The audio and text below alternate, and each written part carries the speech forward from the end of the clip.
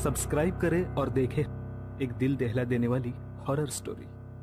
बिना घबराए bell icon press करना ना भूलें।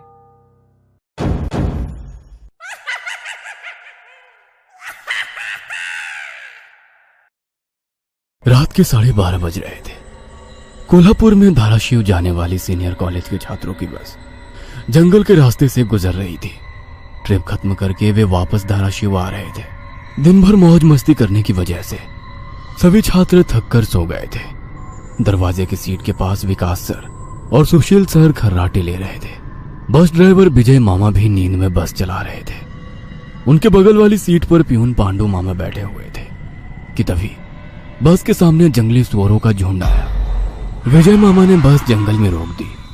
कुछ देर में जब रास्ता खाली हुआ तो बस फिर से चलने लगी। कुछ ही देर में विकास सर के पीछे ही दूसरी सीट पर बैठा श्याम नींद से जाग गया। श्याम की उम्र 21 साल थी। पढ़ाई में बहुत तेज था, लेकिन हमेशा अकेला रहने वाला। ना किसी से बनती थी, ना ही उसका कोई दोस्त था। वह दूसरी सीट पर अकेला बैठा हुआ था। सर, टॉयलेट जाना है। सर ने आधी आंखें खोलकर खिड़की से बाहर देखा। बस अभी भी जंगल में ही थी। थोड़ी देर बैठ जाओ, जब जंगल खत्म होगा तब मुझे उठा दो, मैं बस रोक दूंगा। वे बोले और फिर आंखें बंद कर सो गए। श्याम बस की खिड़की से बाहर देखने लगा और जंगल खत्म होने का इंतजार करने लगा। कुछ ही देर में जंगल खत्म हुआ और बस वीरान जगह पर आ गई। उसने विकास सर को जगा दिया और उन्होंने ड्राइवर से बस को रोकने के लिए कहा। जैसे ही बस रुकी, विकास सर बोले, किसी को टॉयलेट होना है तो अभी उतर जाओ, वरना बस सीधे धाराशिव जाकर ही रुकेगी। आवाज सुनकर पिछली सीट पर बैठा श्रीकांत नींद से जाग गया।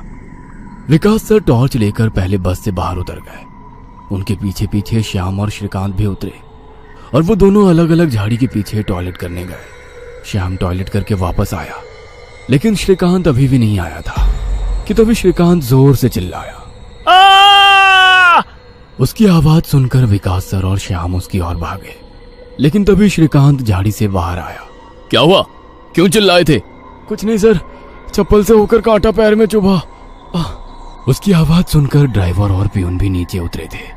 वो सब बस में वापस चढ़ने ही वाले थे कि तभी एक बाइक बस के सामने आकर रुक गई। अरे भाई साहब, यहाँ के नहीं हो क्या आप? क्या आपको पता नहीं कि इस रास्ते पर लोगों को हमेशा चकवा लगता है? बाइक चलाने वाला बोला। चकवा नाम सुनकर विकास सर बोले, हाँ पता है, हम बस निकल ही रहे हैं। और वो सब बस में बैठ गए। सर, वो आदमी किस चकवे के बारे में बात कर रहा था? प्यून ने अगली सीट से ही मुड़कर विकास सर से पूछा। हिंदी में चकवा मतलब छलावा, छलावा मतलब भूत। कहते हैं जो लोग रात में सफर करते हुए मरते हैं, उनकी आत्मा छलावा बन जाती है। छलावा रात को सफर करते हुए यात्रियों को पकड़ लेता है और उन्हें अपने गंतव्य स्थल तक पहुंचने ही नहीं देता। वो बस उन्हें उसी जगह पर घुमाते रहता है। कितना भी भाग लो या फिर गाड़ी तेज भगाओ, आप उसी जगह पर आ पहुंच जाओगे जहां आपको छलावा ने पकड़ लिया था। या फिर वो लोग रास्ते से भटक जाएंगे और उस जगह पहुंच जाएंगे जहां पर छलावा उन्हें ले जाना चाहता है। विकास सर ने बताया। इसके बाद ड्राइवर बोला, और यात्री रात भर उसी जगह पर बार बार घूमते हैं। वो तब तक रास्ता भटकते हैं जब तक सूरज ना उगे। जैसे ही सूरज उगता है, उनकी ताकत कम हो जाती है।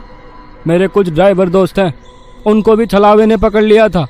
कहते हैं छलावा बस उन्हीं यात्रियों को पकड़ता है जो थके हुए होते हैं, क्योंकि उन पर हावी होना बहुत आसान होता है ना। फिर तो छलावा बहुत ही खतरनाक है। प्यून घबराते हुए बोला। अरे कुछ खतरनाक नहीं है, ये सब अंधविश्वास है। ड्राइवर जब थक जाता है तो रात में उसे रास्ता समझना मुश्किल हो जाता है, इसलिए उसे भ्रम हो जाते हैं और वो रास्ता भटकता है। इसे ही अनपढ़ लोगों ने भूत यानी चकवा या छलावा का नाम दिया है। विकास सर बोले। ये सभी बातें श्याम और श्रीकांत सुन रहे थे। नहीं सर, छलावे होते हैं और कुछ छलावे तो जानलेवा भी होते हैं। मेरे दादाजी को छलावे ने इतना परेशान किया था कि मरते मरते बचे थे। रात को जितने भी एक्सीडेंट होते हैं, उनमें से कुछ ना कुछ एक्सीडेंट छलावे के कारण ही होते हैं। वो रात के बेरहम शिकार होते हैं। यात्रियों की थकान और डर ही उनकी ताकत होती है। शिकारियों की तरह ही वे यात्रियों को डराते हैं, भगाते हैं और उनकी जान लेकर उनका शिकार करते हैं।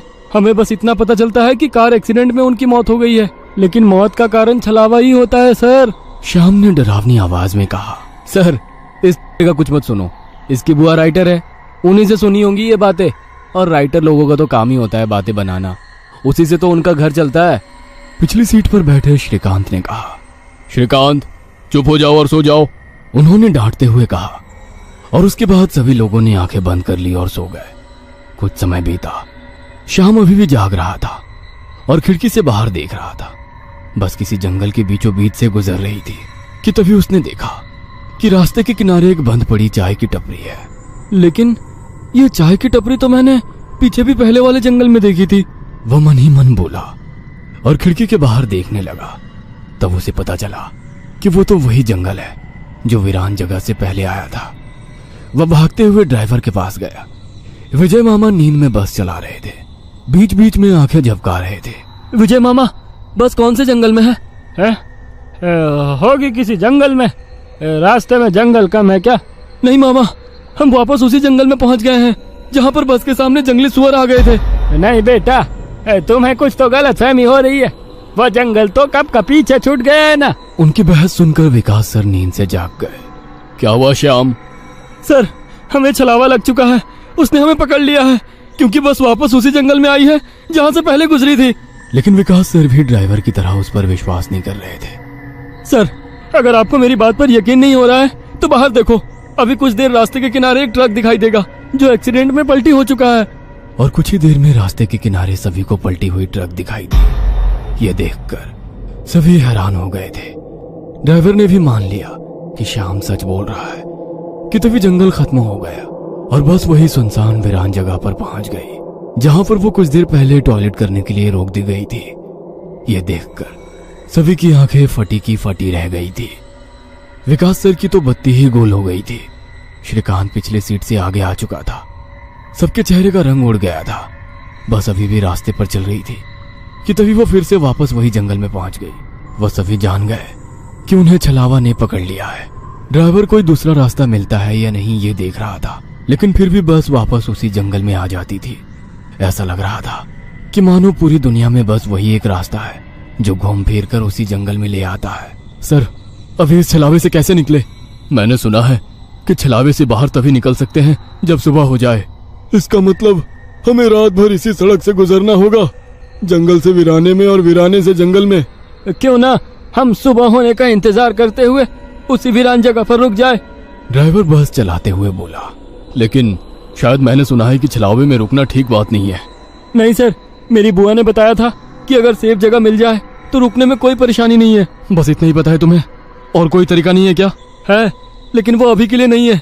और वैसे भी अगर जिस छलावे ने हमें पकड़ा है, अगर वो कमजोर हुआ तो उसकी शक्तियाँ कुछ ही देर में कमजोर हो जाएंगी और हम छलावे से छूट जाएंगे।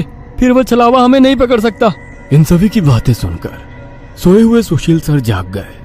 अरे क्या हुआ? आ गया क्या मेरा बोरगांव? सुशील सर उबासी लेते हुए बोले। तभी सभी ने उन्हें घटी हुई घटना बता दी।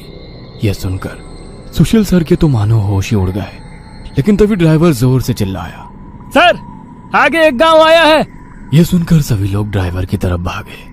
तब उन्हें रास्ते के किनारे एक बोर्ड दिखाई दिया जिस पर लिखा था, बोरगांव में आपका स्वागत है। यह देख सुशील सर जोर से चिल्लाए, ये तो मेरा गांव है, लेकिन हम यहाँ इतने जल्दी कैसे पहुँचे? हमें तो कोल्हापुर से निकले मुश्किल से 2 घंटे हो गए हैं और मेरा गांव कोल्हापुर से 6-7 घंटे की दूरी पर। ये आपका गांव नहीं है सर, छलावा है। आपके मुंह से बोरगांव का नाम सुनकर छलावा हमें बोरगांव दिखाकर गुमराह कर रहा है। लेकिन अच्छा हुआ बोरगांव आ गया। मुझे लगता है कि हमें यहाँ पर सुरक्षित जगह ढूंढकर छिप जाना चाहिए। और सुशील सर के घर से ज्यादा सुरक्षित किसका घर हो सकता है? लेकिन सर, छलावे में एक जगह पर रुकना खतरे से खाली नहीं है और छलावा खुद में ही खतरा है। वो खुद में सुरक्षित जगह कैसे रख सकता है? तुझे मेरे से ज्यादा पता है क्या? बचपन से मैं भूतों के बारे में सुनते और पढ़ते आया हूँ। तू तय रहा। विजय मामा, बस सुशील सर के घर की तरफ ले चलो। सुशील सर ने ड्राइवर को अपने घर का रास्ता दिखाया, लेकिन तभी उन्हें उनके गली में लोगों की भीड़ दिखाई दी। बस आगे नहीं जा सकती थी, इसलिए उन्होंने बस दूर ही खड़ी कर दी। भीड़ में खड़े लोग जोर जोर से रो रहे थे और भीड़ का रुख सुशील सर के घर की तरफ ही था। भीड़ के रोने की आवाज सुनकर वे सभी लोग डर गए। सुशील सर बस से उतरे और भीड़ में घुस गए। उनके पीछे पीछे सभी भीड़ में घुस गए। वह सभी भीड़ को चीरते हुए सुशील सर के घर के सामने जा पहुंचे और आगे का नजारा देख उनकी रूह कांप उठी, क्योंकि जमीन पर खून से लथपथ 4 लाशें पड़ी हुई थी और वो लाशें थी सुशील सर के बीवी बच्चे की और उनके माता पिता की, उन सभी की किसी धारदार हथियार से गला काटकर हत्या कर दी गई थी। खुद के परिवार की लाशें देखकर सुशील सर का दिल सहम गया और वो रो पड़े। ये क्या हो गया? किसने मारा उन्हें? उन्होंने रोते हुए एक आंख वाले बूढ़े आदमी से पूछा, आज तुम्हारे बीवी ने चाकू से तुम्हारे बच्चे का और तुम्हारे माता पिता का गला चीरकर उन्हें मार डाला और फिर खुद का गला काटकर खुदकुशी कर ली। क्या? लेकिन क्यों? उसने ऐसा क्यों किया? अरे तुमने ही उसे ऐसा करने पर मजबूर किया होगा, वरना वो तो बहुत ही समझदार और नेक दिल इंसान थी। क्या शादी के इतने सालों बाद भी मैंने उसे कभी रुलाया नहीं है और आप मुझ पर इल्जाम लगा रहे हैं? तुमने ही उसे ऐसा करने पर मजबूर किया है। ये लो चाकू और अपनी जान देकर अपने गुनाह का प्रायश्चित कर लो। वैसे भी तुम अकेले इस दुनिया में जीकर क्या करोगे? खुद की जान दे दो, वरना उनकी आत्मा को कभी शांति नहीं मिलेगी। न जाने सुशील सर को क्या हुआ, वो उस आदमी की बातों में आ गए। ऐसा लग रहा था कि वो उसकी बातों से वश में आ गए थे। उन्होंने वो चाकू अपने हाथ में लिया और रोते हुए बोले, हाँ हाँ, मैं प्रायश्चित करूंगा, मैं अपनी जान दूंगा। वैसे पास खड़े ड्राइवर ने उन्हें रोका। अरे सर, ये आप क्या कर रहे हो? ये सब छलावा है, आपका परिवार नहीं है। आपका परिवार घर पर सुरक्षित है। तभी एक आंख वाला आदमी बोला, ए, तूने अगर एक लफ्ज भी आगे कहा तो तुम्हें पकड़कर गांव के बीचों बीच सूली पे चढ़वा देंगे। यह सुनकर ड्राइवर डर गया और चुप बैठ गया। सुशील सर ने जमीन पर बैठकर चाकू की धार अपने गले पर रखी। सर, ऐसा मत करिए, ये सब कुछ छलावा है, इसके चंगुल में मत फंसिए सर। लेकिन फिर भी सर होश में नहीं आ रहे थे, इसीलिए प्यून ने गुस्से में आकर उनको चांटा मारा। तब जाकर वो होश में आ गए और उन्होंने चाकू नीचे फेंक दिया। ये देख एक आंख वाला आदमी गुस्सा हो गया। भाइयों, इन लोगों को भीड़ से बाहर निकाल दो, इन्हें हम बाद में देखेंगे, पहले इस सुशील के बच्चे को पकड़ लो। ये सुनकर भीड़ में खड़े लोगों ने सभी को भीड़ से बाहर कर दिया। श्रीकांत, विकास सर, प्यून और ड्राइवर भीड़ के अंदर घुसने की कोशिश कर रहे थे, लेकिन अंदर घुस नहीं पा रहे थे। सुशील सर के हाथ पैर बांधकर उन्हें जमीन पर बिठाया गया। सुशील सर अपनी जान की भीख मांग रहे थे। मुझे कोई बचाओ, विकास सर, पांडु मामा, मुझे प्लीज बचाओ, मुझे बचाओ। वो चिल्ला रहे थे कि तभी एक आंख वाले आदमी ने चाकू से सुशील सर का गला काटा और उनका सर धड़ से अलग कर दिया। उसने उनका सर हाथ में पकड़ा और भीड़ के बाहर हवा में फेंक दिया। वो सीधे श्रीकांत और श्याम के सामने आ गिरा। वो दोनों चीखे।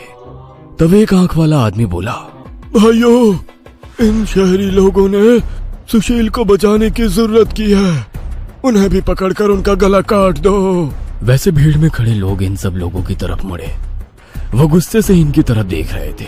तभी उन्हें बस के हॉर्न की आवाज आई। जल्दी से भागो, जल्दी करो। कुछ ही दूर बस में बैठे ड्राइवर मामा चिल्लाए।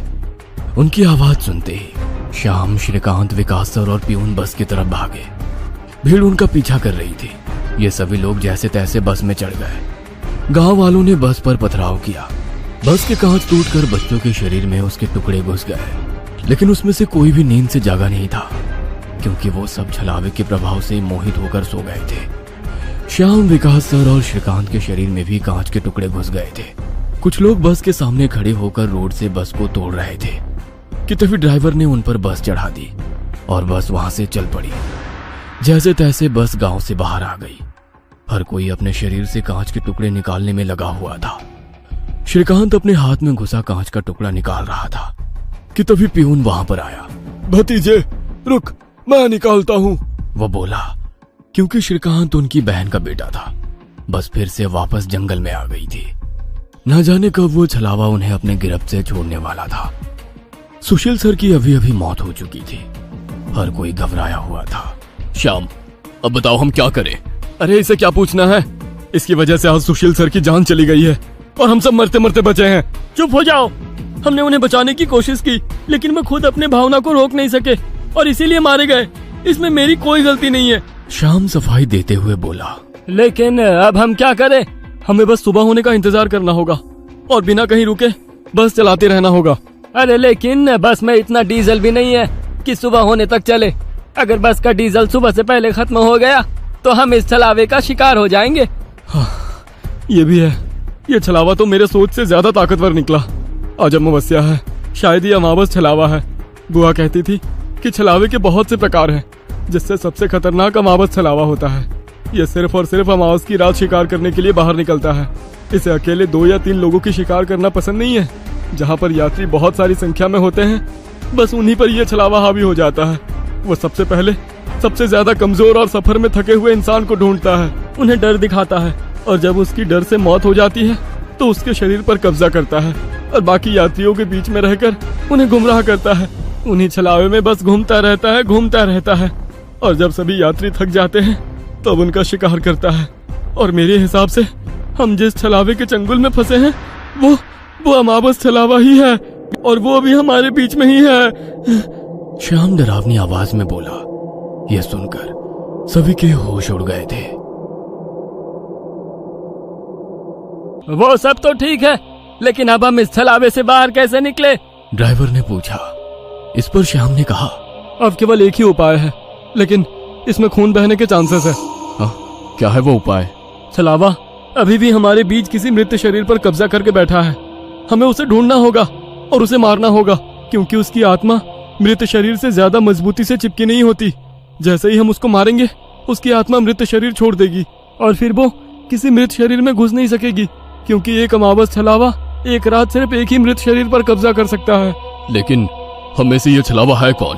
वो पीछे सोए हुए स्टूडेंट के शरीर में नहीं है, क्योंकि वो होश में नहीं है। वो हम 5 में से एक है। क्या? लेकिन हम सब तो जिंदा हैं। नहीं, हम में से एक पहले ही मर चुका है। उसे छलावे ने मार डाला है और उसके शरीर पर कब्जा कर लिया है।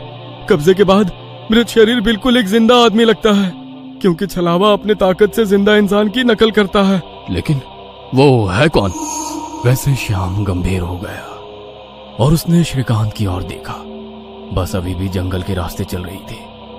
ड्राइवर बस चलाते चलाते पीछे हो रही बातचीत सुन रहा था, क्योंकि उसे पता था कि अगर बस रुकी तो छलावा उसे निगल जाएगा। बस में सन्नाटा छाया हुआ था।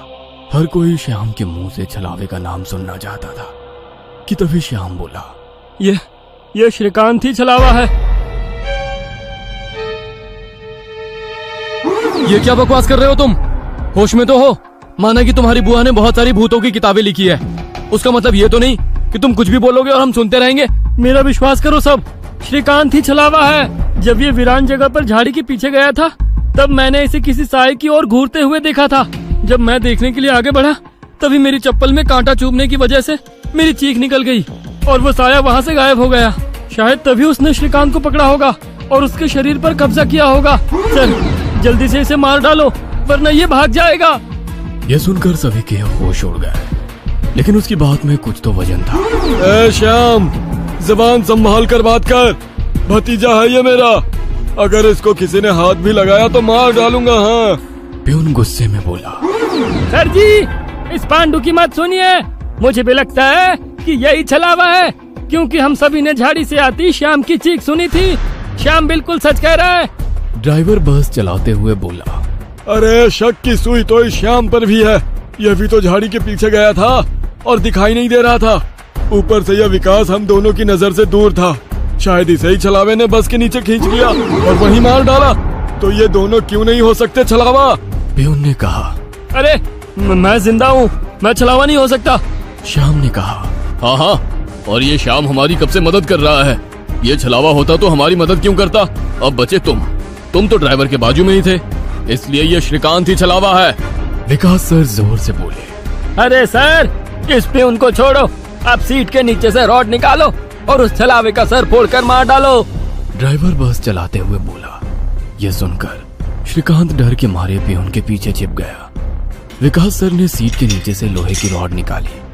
प्यून ने उन्हें रोकने की कोशिश की, लेकिन विकास सर ने उन्हें धक्का मारा और रॉड श्रीकांत के सर पर मारी। लेकिन श्रीकांत वहां से हट गया और नीचे गिर गया।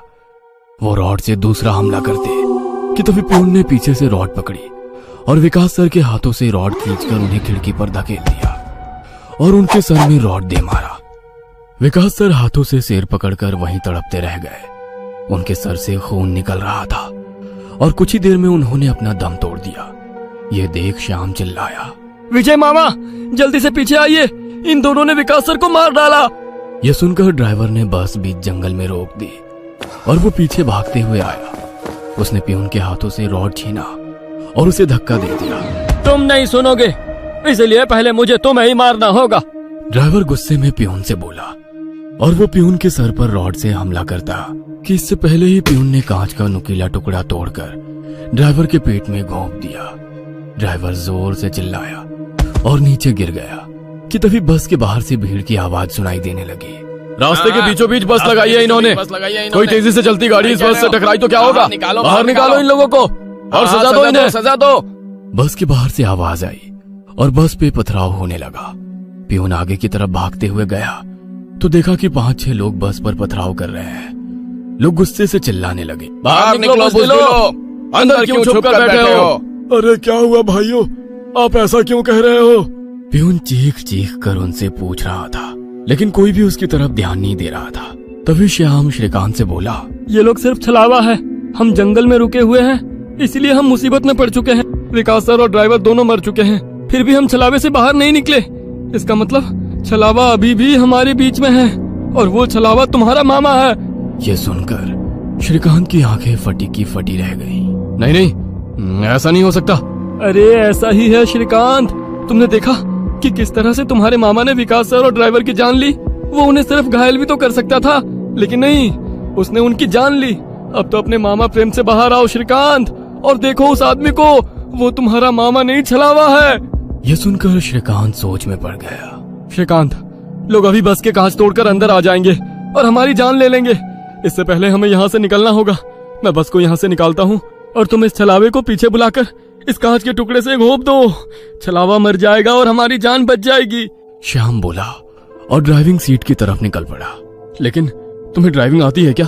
अरे मेरे मामा की ट्रैवल एजेंसी है, इसलिए मैं बस पहले ही चलाना जानता हूँ, उसने कहा और ड्राइविंग सीट पर जा बैठा। उसने बस चालू की और बस चलाने लगा। पियून पीछे श्रीकांत के पास जा पहुंचा। श्याम बहुत ही मन लगाकर बस को भगा रहा था कि तभी उसे पियून की चीख सुनाई दी। उसने मिरर में देखा तो पियून गले में हाथ लगा के नीचे गिर गया। श्रीकांत के हाथ में खून से सना कांच का टुकड़ा था। उसने अपने ही मामा को गला काट कर मार डाला था। श्रीकांत श्याम के पास आया। श्याम ने बस रोक दी। मैंने छलावे को मार डाला। यह सुनकर श्याम जोर जोर से हंसने लगा और उसकी आंखें लाल हो गई और वो डरावनी आवाज में बोला, लेकिन छलावा तो मैं हूँ। यह सुनकर श्रीकांत के तो होश उड़ गए। अरे चौंक क्यों रहे हो, मैं ही छलावा हूँ। जंगल में जब बस के आगे सुअरों का झुंड आया था, तभी मैं बस में घुस गया था। मैंने बस में सबसे कमजोर और थका हुआ यात्री चुना। ये श्याम थकान के कारण गहरी नींद में सो गया था।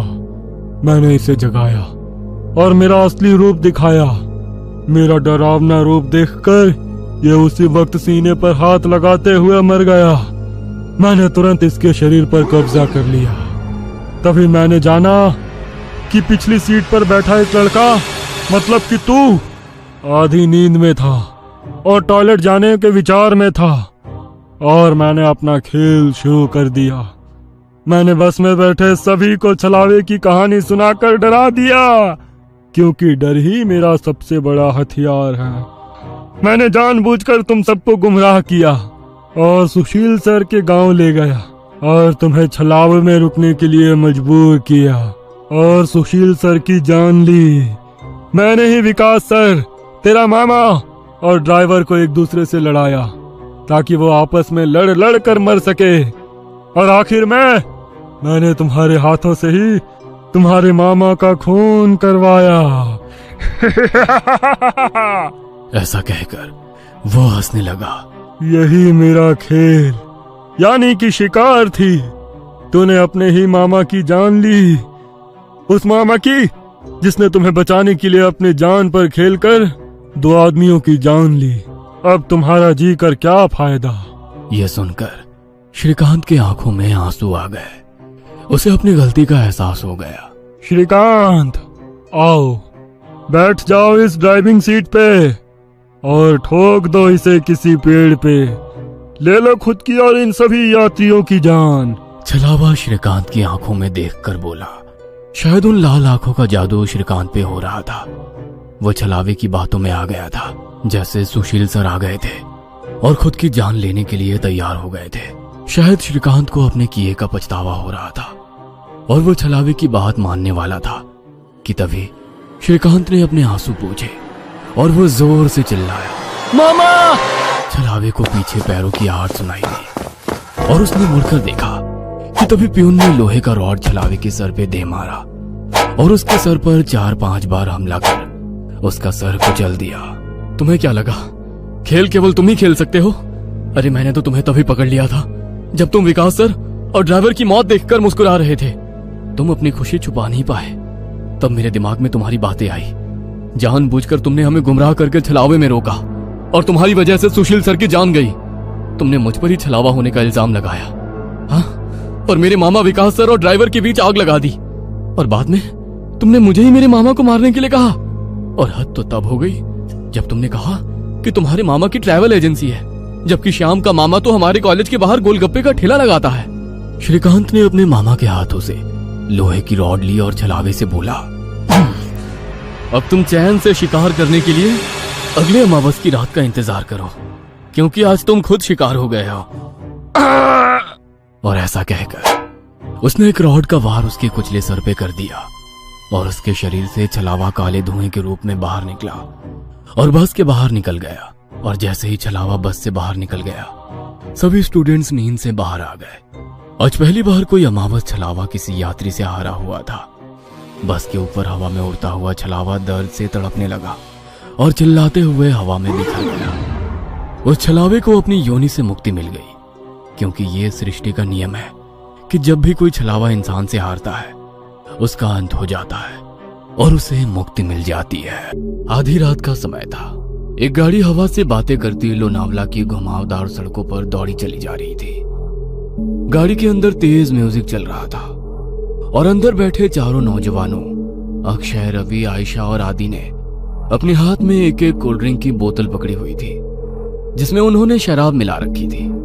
शराब के नशे में झूमते हुए अचानक ही अक्षय ने गाड़ी में ब्रेक लगा दी। अचानक ब्रेक लगने के कारण चारों को एक जोरदार झटका लगा और जैसे शराब का नशा एक झटके में चूर हो गया। घबराते हुए रवि, आदि और आयशा गाड़ी से बाहर निकल आए। क्या हुआ अक्षय? इतनी जोर से ब्रेक क्यों लगा दिया? सब ठीक तो है ना? लगता है डिक्की खुली रह गई है। जा दी, तू चेक करके आ। कुछ नहीं हुआ बे, बस वैसे ही मजे ले रहा था। इसका बर्थडे है, इसे परेशान करना तो बनता है ना।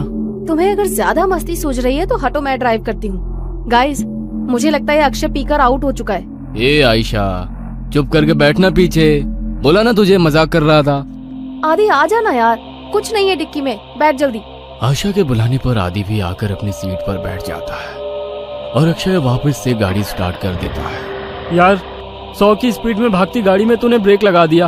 अगर गाड़ी पहाड़ से नीचे गिर जाती तो अभी इन वादियों में भूत बनकर घूमते अपन लोग हैं। यार प्लीज ऐसा करो, किसी लॉज पर गाड़ी रोक दो, हम लोग सुबह निकलेंगे।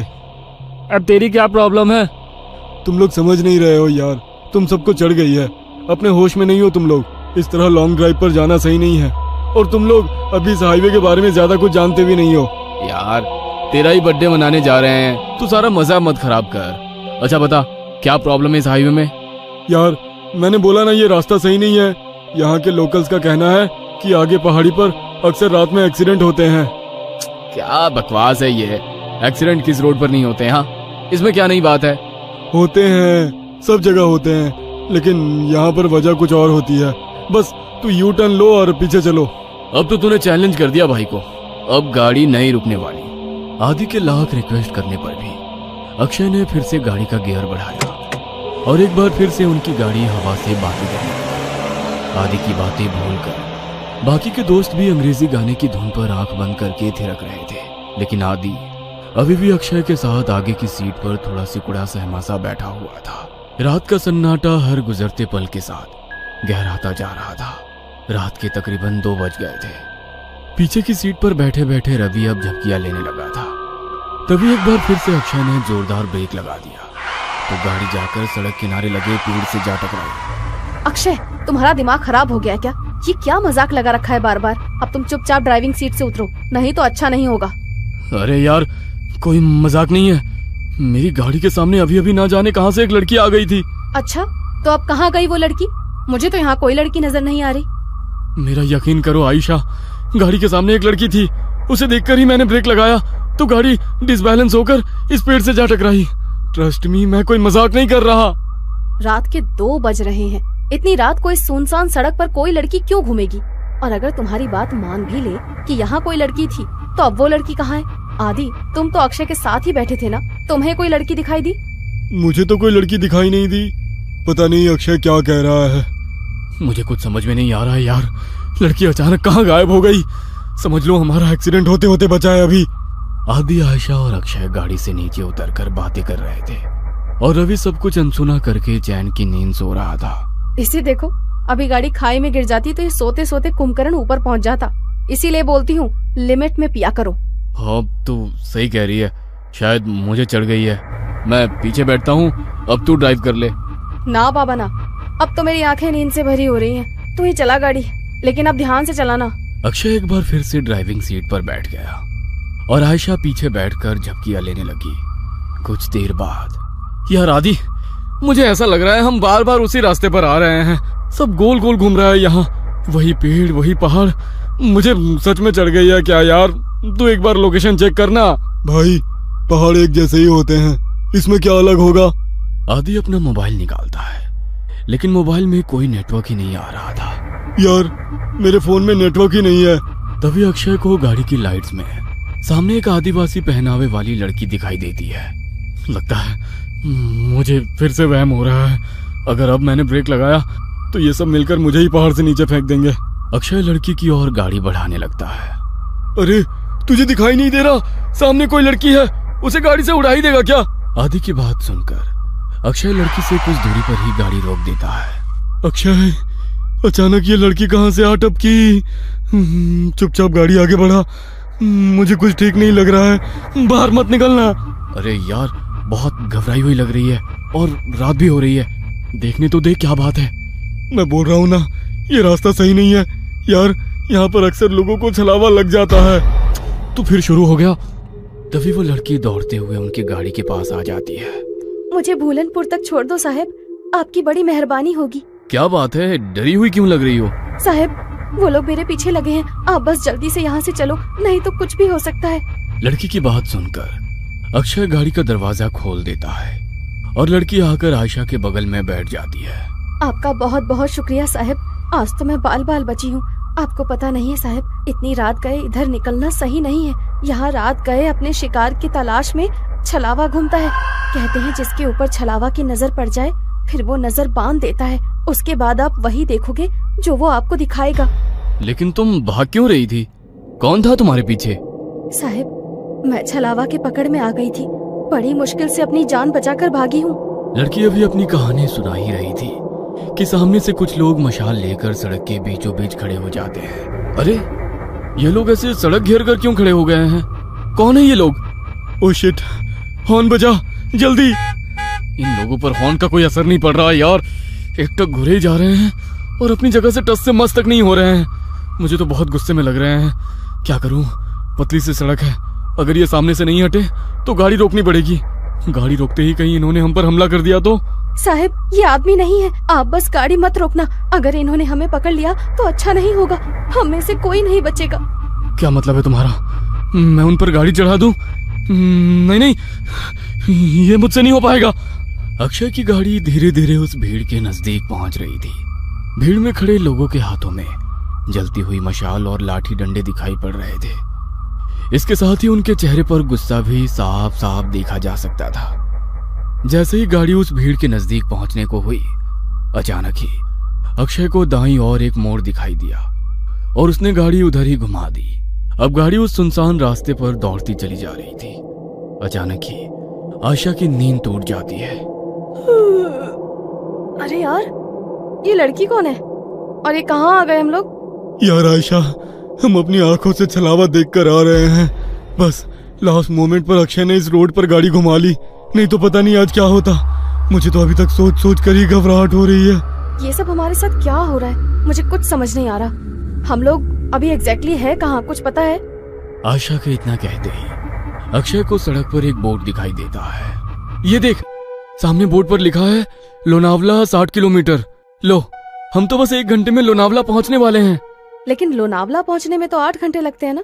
इतनी जल्दी हम लोग लोनावला कैसे पहुंच सकते हैं? आखिर ये कौन सा रोड है जो इतनी जल्दी वहाँ पहुंचा रहा है? वेट, मुझे ऐसा क्यों लग रहा है कि हमारी ये ट्रिप कुछ अनयूजुअल सी हो गई है। रवि सोए ही जा रहा है, इतना कुछ हो गया लेकिन इसकी नींद ही नहीं खुल रही है। आधी रात को तुम्हें ये लड़की मिल जाती है, फिर ये पता नहीं कौन सा नया रास्ता मिल जाता है, और अब तुम कह रहे हो लोनावला बस 60 किलोमीटर बचा है। I can't believe it. कुछ तो गड़बड़ हो रही है हमारे साथ। क्या यार आयशा, तू तो मजे से नींद में झपकियां ले रही थी ना। अगर तूने वो मशाल और हथियार वाले लोग देखे होते तो तुझे भी यकीन हो जाता अक्षय ने जो उस मोमेंट पर किया वो सही किया, कुछ अनयूजुअल नहीं है। मैं अक्षय को गलत नहीं बता रही हूँ, लेकिन मुझे यकीन नहीं है कि ये रास्ता सही है। आयशा, आदि और अक्षय के बीच बहस चल रही थी कि उन्हें सड़क के किनारे एक ढाबा दिखाई देता है। चलो इस ढाबे पर उतरकर पता करते हैं कि ये रास्ता कहाँ जाता है। नहीं साहब, मैं गाड़ी से नीचे नहीं उतरूंगी, आप लोग जाइए, मैं यहीं ठीक हूँ। मुझे बहुत डर लग रहा है। मुझे भी लगता है कि हमें यहाँ पर नहीं उतरना चाहिए। जहाँ तक मुझे पता है इस पहाड़ी रास्ते पर कोई ढाबा नहीं है, फिर ये ढाबा अचानक कहाँ से आ गया? अरे यार चलो ना, तुम लोग हर काम बिगाड़ते क्यों रहते हो? कुछ खाने को मिल जाए तो ले लेंगे, फ्रेश भी हो लेंगे। ये रवि तो उठ ही नहीं रहा है, इसके लिए भी कुछ पैक करा लेंगे। आदि और अक्षय के कई बार समझाने पर भी आयशा और वो लड़की गाड़ी से उतरने के लिए तैयार नहीं हुई, इसलिए वो दोनों ही ढाबे के अंदर पहुंच जाते हैं। वहां पहुंचकर अक्षय सिगरेट सुलगा लेता है। आदि, सिगरेट पिएगा? दूर रख इसे, पहले ही शराब पी रखी है, ऊपर से ये सिगरेट। पागल मत बन अक्षय, तुझे गाड़ी भी चलानी है। अरे वो तो कब की उतर गई भाई। कोई है? अरे भाई कुछ मिलेगा खाने के लिए? अक्षय के कहीं बाहर आवाज लगाने पर एक रहस्यमयी सा दिखने वाला आदमी अंदर से बाहर आता है। कुछ खाने के लिए है? अक्षय की बात सुनकर वो आदमी एक प्लेट में दाल चावल निकालकर उसकी ओर बढ़ा देता है। छी, ये कैसा खाना है? इसमें तो कीड़े रेंग रहे हैं। खाओ चुपचाप, हम भी कई दिनों से भूखे हैं। अब तुम आ गए हो, अब हमारी भूख भी मिट जाएगी। उस आदमी की रहस्यमयी बातें सुनकर अक्षय बहुत घबरा जाता है। अक्षय उस आदमी को धक्का देकर वहां से भागते हुए गाड़ी की तरफ आ जाता है। आदि चल यहाँ से, ये आदमी मुझे कुछ ठीक नहीं लग रहा है, यहाँ रुकना सही नहीं है। कहाँ तक भागोगे? वो तुम तक पहुंच चुका है, छल चुका है तुम्हें। अब तुम में से कोई नहीं बचेगा। इतना कहकर वो आदमी वहां से गायब हो जाता है। अक्षय और आदि हाँफते हुए वापस गाड़ी में आकर बैठ जाते हैं। गाड़ी में बैठ आदि, हम अभी भी छलावे में हैं, और उस आदमी ने अभी अभी हमसे कहा कि वो हम तक पहुंचकर हमें छल चुका है। इसका मतलब कहीं ये तो नहीं कि छलावा हम में से ही कोई एक हो? अबे क्या बकवास कर रहा है? क्या नई कहानियां बना रहा है अब तू? अरे तू तो पूरे रास्ते सो रहा था ना, तुझे नहीं पता हमारे साथ क्या क्या हुआ है। तू चुप रह, ये ढाबा भी एक छलावा ही था। कुछ समझ नहीं आ रहा है क्या सच है क्या भ्रम। 1 मिनट रवि, इतनी बार गाड़ी रुकी, इतना शोरगुल हुआ, तेरी नींद कैसे नहीं टूटी? तू रवि ही है ना? कहीं ऐसा तो नहीं कि यही छलावा हो? सोचो गाइस, पूरे रास्ते इसने हमसे कोई बात नहीं की है। ए, तुम लोग पागल हो गए हो क्या? हाँ, मुझे तो लगता है ये लड़की ही छलावा है। आधी रात को सड़कों पर लड़कियां नहीं प्रेत घूमती हैं। मेरी मानो तो इसे पहाड़ से नीचे धकेलकर छुटकारा पाओ इससे, देखना उसके बाद सब सही हो जाएगा। पागल मत बनो, मैं एक इनोसेंट लड़की को ऐसे कुछ भी करने नहीं दूंगा। मुझे तो लगता है साहब ये आदि सर ही छलावा है, यही हमें ढाबे में ले जाने के लिए पीछे पड़े थे। ये सब इनकी ही चाल है। अरे बस करो तुम सब के सब, ये क्या तमाशा शुरू कर दिया? तुम चुप करो अब, मैं अभी मरना नहीं चाहती। सबसे पहले तो मैं इस लड़की का काम तमाम करूंगी। मुझे भी लगता है कि ये लड़की ही गड़बड़ है। आशा अपने बगल में बैठी उस आदिवासी लड़की का गला दबाने लगती है। आशा को उस लड़की का गला दबाते देखकर अक्षय गाड़ी रोक देता है और उसे बचाने की कोशिश करने लगता है। इस लड़की के लिए मैं अपने दोस्तों की जान खतरे में नहीं पड़ने दूंगा। तभी रवि गाड़ी में रखी लोहे की रॉड उठाकर उस लड़की के सर पे दे मारता है। ये क्या कर दिया तूने? बस खत्म हो गई प्रॉब्लम। इसकी बॉडी को गाड़ी से बाहर फेंको और आगे बढ़ो। लड़की को मारने के बाद वे लोग उसकी बॉडी को गाड़ी से नीचे उतार रहे होते हैं कि तभी दूसरी ओर से कुछ गांव वाले मशाल लेकर उनकी ओर दौड़ते दिखाई पड़ते हैं। ये तो वही लोग हैं ना जिसे ये लड़की छलावा बोल रही थी। इसका मतलब छलावा अभी भी हमारे आसपास ही है। जल्दी चलो यहाँ से। वे चारों घबरा कर फिर से गाड़ी में बैठ जाते हैं। देखो, सुबह होने में बस 1 ही घंटा बाकी है। हमारे बीच जो भी छलावा है वो अगले 1 घंटे में हम सबको अपने साथ ले जाएगा। हमें उसके बारे में पता लगाकर उसे खत्म करना होगा, नहीं तो हम में से कोई नहीं बचेगा। Calm down. ये जो कुछ भी है इसने हमारी सोचने की शक्ति को खत्म कर दी है। हम लोग एक भ्रम में हैं। क्या सच है क्या झूठ कुछ भी समझ नहीं आ रहा है। वो हमें इमोशनली ब्रेक कर रहा है ताकि हम पर काबू कर सके। तू अपना प्रवचन अपने पास रख, मैं तुम तीनों को ही खत्म कर दूंगा, तो छलावा के बचने का कोई चांस भी नहीं रहेगा। तो मुझे भी मार देगा रवि? तू तो मुझसे प्यार करता था ना। Shut up! मुझे यहाँ से जिंदा अपने घर जाना है बस। इससे पहले कि रवि आयशा को मारता, आयशा अपने गले में पहने हुए स्कार्फ से रवि का गला घोटने लगती है। तू ही है वो राक्षस, तुझे ही खत्म कर देती हूँ, सारी प्रॉब्लम खत्म हो जाएगी। आयशा और रवि के बीच होती हाथापाई को देखकर अक्षय अचानक से अपनी सीट के पास रखी बियर की बोतल को आदि के सर पर दे मारता है। उस फूटी हुई बोतल से ही अक्षय आदि के ऊपर एक के बाद एक कई सारे वार कर देता है। अक्षय के आदि पर हमला कर देने से अचानक ही आदि का चेहरा बदलने लगता है और वो एक खौफनाक चेहरे वाले प्रेत में बदल जाता है। आदि का चेहरा बिल्कुल काला हो गया था और उसके बदन पर कपड़े भी पुराने और फटे दिखाई दे रहे थे। हैरानी से अक्षय की ओर घूरते हुए वो जोर से चिल्लाया, नहीं, ये नहीं हो सकता। आज तक मेरे भ्रम जाल से निकलकर कोई बाहर नहीं आ पाया है। तुझे कैसे पता चला कि मैं ही छलावा हूँ? पिछले काफी देर से मैं आज रात की सारी घटनाओं की कड़ियां आपस में जोड़ने की कोशिश कर रहा था। तुझे पहले ही पता था कि हम तेरा बर्थडे मनाने लोनावला जा रहे हैं। घर से तो तू खुशी खुशी हमारे साथ आ गया था, लेकिन जैसे ही ये पहाड़ी हाईवे स्टार्ट हुआ तू कुछ अजीब सा व्यवहार करने लगा। पहले तूने कई बार मुझे यू टर्न लेने को कहा, जबकि तू जानता था उस रोड पर आगे 10 किलोमीटर तक कोई यू टर्न नहीं है। उसके बाद उस लड़की को लिफ्ट देने से मना करना, अचानक से छलावे की कहानी सुनाने लगना, जबकि तू तो इन बातों को कभी मानता ही नहीं है। वो गांव की लड़की ठीक कह रही थी, तू ही मुझे जानबूझकर उस ढाबे में ले गया था, लेकिन मैं वहां से बचकर किसी तरह निकल आया। मेरे सिगरेट के लिए पूछने पर तूने मेरा हाथ जब झटका वो मुझे बहुत अजीब लगा था। और सबसे जरूरी बात, रवि तो पूरे रास्ते गाड़ी से उतरा ही नहीं था। इसीलिए जब आयशा रवि को मारने लगी तो मैंने तेरी तरफ नजर घुमाकर देखा। तू अपनी सीट पर बैठा बड़े आराम से मुस्कुरा रहा था। कोई दोस्त अपने दोस्त को ऐसी हालत में देखकर हंस नहीं सकता। मैं समझ गया कि छलावा तू ही है और कोई नहीं। मूर्ख हो तुम सब। मैंने तुम्हें समझने के लिए कितने मौके दिए, लेकिन तुम मूर्ख के मूर्ख ही रहे। मैंने तुम्हें बताया था, छलावा जो चाहेगा तुम बस वही देखोगे। मैंने तुम लोगों की नजर और दिमाग को बांध रखा था। गांव के लोग उस लड़की को नहीं, मुझे पकड़ने के लिए तुम्हारा पीछा कर रहे थे। इसलिए मैंने तुमसे कहा कि गाड़ी मत रोकना। मैंने ही तुम्हें वो ढाबा दिखाया ताकि तुम सब वहां नीचे उतर जाओ और मैं अपना शिकार कर लूं। लेकिन ये आयशा बहुत चालाक है। इसने गाड़ी से उतरने से मना कर दिया था, इसलिए मैं वहां शिकार करने से चूक गया। बस कुछ देर की बात और थी, इस रवि के मरते ही तुम दोनों एक दूसरे की जान के दुश्मन बन जाते और एक दूसरे को मार डालते और मेरी जीत हो जाती। अगर ये आदि नहीं है तो हमारा आदि कहाँ है? तुम्हारा आदि तो उसी जगह मेरा शिकार बन गया था, जब पहली बार तुम सब गाड़ी से उतरकर इस अक्षय से झगड़ा कर रहे थे और वो गाड़ी की डिक्की चेक कर रहा था। अक्षय, मार इसको, छोड़ना मत। उसने हमारे आदि को मार डाला, मैं इसे नहीं छोड़ूंगी।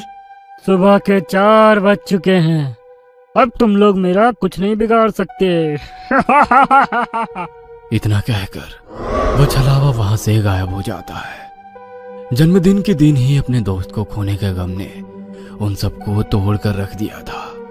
उस रात छलावे से उनकी जान तो बच गई थी, लेकिन अपने दोस्त को खोने का गम जीवन भर उनके सीने पर बोझ बनकर उन्हें सालता रहा। ये कहानी आपको अच्छी लगी हो तो हमें सब्सक्राइब करें, हमारा इंस्टाग्राम और फेसबुक पेज जरूर फॉलो करें। और हाँ दोस्तों, सब्सक्राइब करना भूलना मत।